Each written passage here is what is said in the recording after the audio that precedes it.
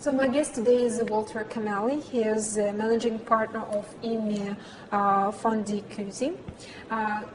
Walter, you are welcome to Digital October. Thank you. And my first cozy question, how did you earn your first money? When I was 7, 8 years in primary school, I was very good in drawing, and I was designing comic stories, and I was selling them to my classmates, and because they liked to collect them, so I started to make some money out of it, little money. Great.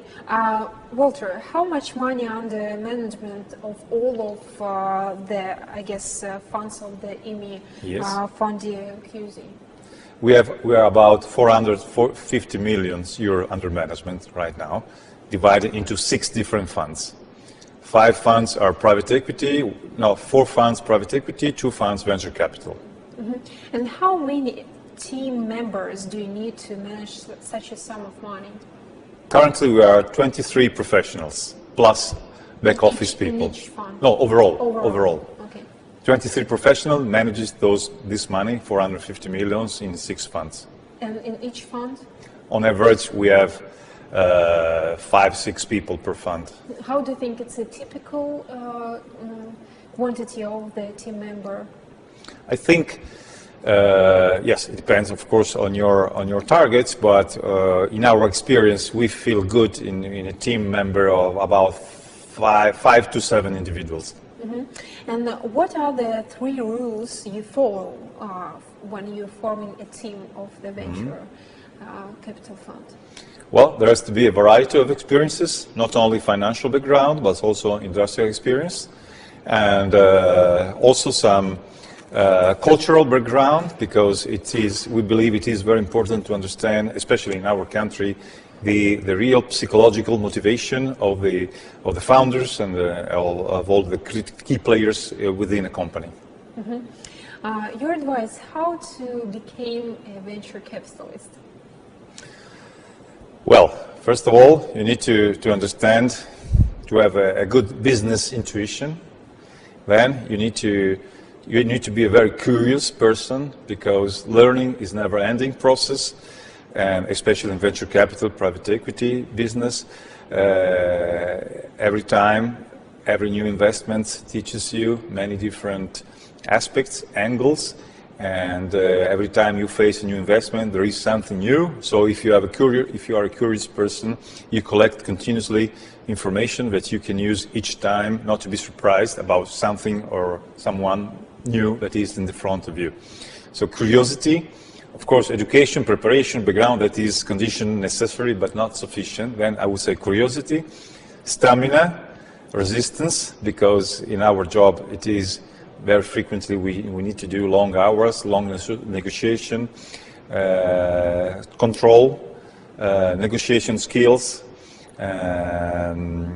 This is second. And the third, I would say, capacity to work in a team. Capacity to work in a team, regardless of levels of maturity, seniority. You need to accept and to analyze other people's opinions and to give the proper weight to each individual thinking and contribution. You've mentioned a team. Yeah. So I need to ask you after this. There is no one-man show. The most startups, the famous startups in the Silicon Valley especially, also have both co-founders. Yes. Yeah? So there is always not only the faces of the company, it's a team behind you. Mm-hmm. But where to find these right people and how to resist the temptation to hire clones of yourself? What do you think? To hire in my team? Or in the venture capital, in my target company? Also in the team of the venture capital, because this is your main thing. And if you work with the startups, if you give them advice where to find the right people, you also can give this advice. Well, this is an important angle. For example, I think I have my own set of strengths and weaknesses. So it's important to be able to recognize your own weaknesses and also to suggest other people not to not to follow what you believe are your weaknesses. So this is my main idea. I will never suggest to hire somebody like me. I can also, on a hidden way, suggest to hire a person that has different characteristics than mine, especially to cover what I perceive are my weaknesses.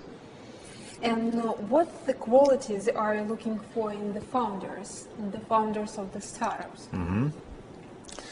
A founder needs to have passion for the product or for the business model that he is willing, absolute passion. You can read that from the eye. We try to find out the light in the eyes of the person.